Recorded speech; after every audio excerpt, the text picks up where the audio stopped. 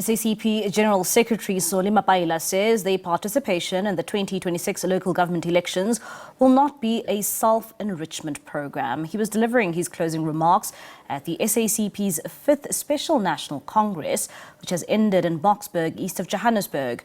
Over the past 4 days, delegates were seized with the issue of the SACP's decision to contest future elections independently from its traditional ally, the ANC. Mapaila says they want to serve the people, not their personal interests. Win this not as an electoralist party, but as a party that wants to stand for the interest of the poor on the ground. We'll reconfigure the alliance in practice, now no longer from the boardroom. It took us 22 patient years discussing this in the boardrooms. And I can tell you, you will see it in few years, how the alliance will be reconfigured in practice. All right, to unpack this a bit more further for us, so we're now joined by Dr. Ebrahim Harvey, political analyst, and he joins us now via our video link. Dr. Ebrahim, thank you so much for your time this evening here in SABC News. Now, I mean, it was a very busy political weekend in which we saw, just like the SACP as well, they were quite busy holding their 5th Special National Congress. And let's reflect on some of the outcomes from that Congress. And of course, one thing in particular which has come out quite strongly is the decision for the SACP to contest the elections, the 2026 elections, independently. What do you make of that? Well, it's certainly a very momentous decision, you know. You must remember that in 2016, the SACP, you know, did contest one of 2 municipalities, you know, but this is the first time that it takes a decision at a special Congress to contest all the municipal wards, so all the municipalities, you know, blanket throughout the country at the 2026 local government election. So it's a very, in that sense, historic breakthrough in a sense that this decision of the SACP, and certainly I'm sure it leaves the ruling party, the ANC, very unsettled and worried, or it should be indeed very worried, because, you know, I've been giving this a lot of thought, and I don't know if the SACP itself has really weighed up and analyzed the strategic and political implications of this decision. Yeah. Let me unpack it for you very briefly. If the SACP contests the 2026 local government elections independently on its own, would you think it's going to rally the support for the participation in the COSATU is very unlikely not to go with the SACP. The SACP and COSATU are the key allies of the ANC. So the SACP has taken this decision to enter the 2000, and it's a very crucial and critical election. You can read the EFF, even MK, everybody is saying this is the big election that they have to prepare for now, the 2026. So it goes without saying, you know, it's a foregone conclusion that COSATU will support the decision of the SACP. Yeah, but Mr. Harvey, there's also this argument coming and saying that how practical of a decision this is for, you know, the SACP. And really, when it comes to the influence, you are talking largely and saying that, well, should they contest on its own, COSATU is most likely to come on board. But can we really say that, you know, the SACP of today does really wield much power and support? Well, certainly, I think the power and support of the SACP wields was greater before. I think over the years, that power and support has diminished. And in fact, the SACP has not been leading the working class in struggle in numerous ways. I've written many columns and articles on this. If you just take one key and critical area of working class struggles is the black townships. The municipal crisis has been getting worse for the past 2 decades, and there's not one serious struggle at municipal level that the SACP has led.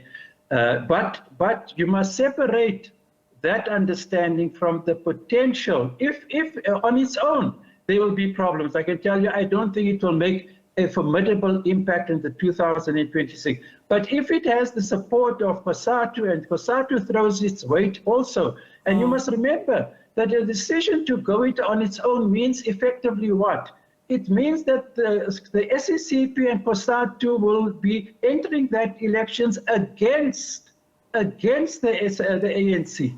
Now, already the ANC's lost the 29th May elections with around 40%. So can you see the big danger here that if the SACP rallies behind it the support of COSATU, and they could have a very, very formidable impact on that elections. And I'll tell you something, to take the ANC even considerably further down than 40%. And this is the strategic and political implications of this decision. Yeah. That's why I say, well, they must have given sufficient thought to this, the SACP, but it has very cataclysmic potential, let me tell you. If it goes that route and rallies the support of COSATU, well, I'll tell you something, you could have a formidable impact that the SACP would have in those elections if COSATU throws its weight behind.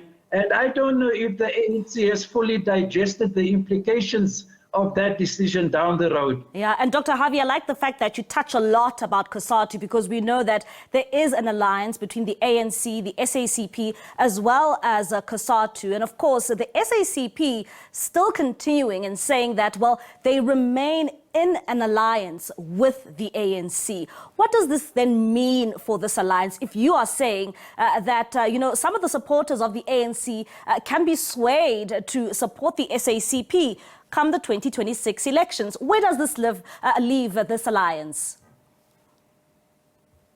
Well, this has been a very deeply troubled alliance that I've been looking at for over 2 decades in my columns and writings, and calling for an end to this alliance, because to me that alliance has been, COSATU and the SACP has been little more than convenient electoral cannon fodder for the ANC to return it to power at each election. But things have changed now. The 29th May election results has fundamentally changed things. The ANC is now on a downward trend.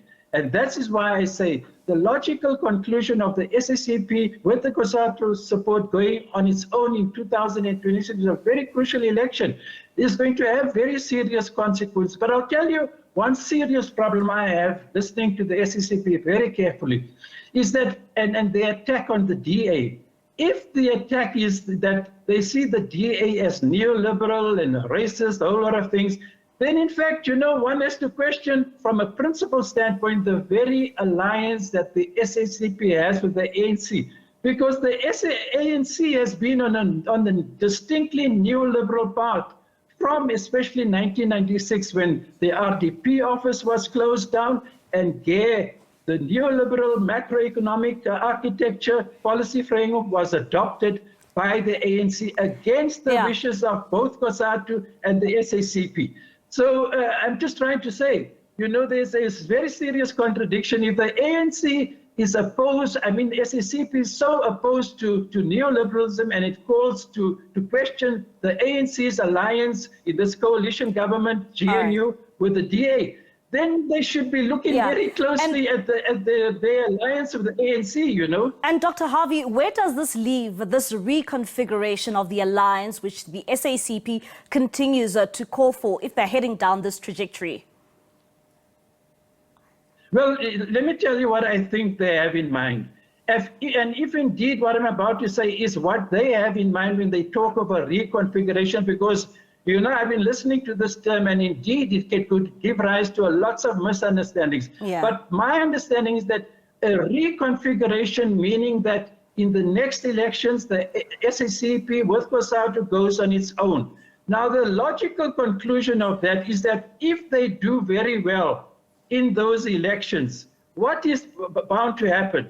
Let me tell you, the SACP and COSATU would then inevitably probably lead to them participating in the 2029 national elections similarly, and go it on their own. And then really, you're going to have a very different outcome. That's at a national level. So I think the reconfiguration that we're talking about is that the 2026 local government elections, which will set a basis if they do very well to go it on its own in the 2029 national elections. That is what I think. Well, for me, the reconfiguration would make most sense if it has that perspective in mind. Dr. Harvey, thank you so much really to unpack, but we don't really have a lot of time for more on that discussion. That is Dr. Ebrahim Harvey, political analyst there, talking about the SACP's 5th Special National Congress, which concluded yesterday.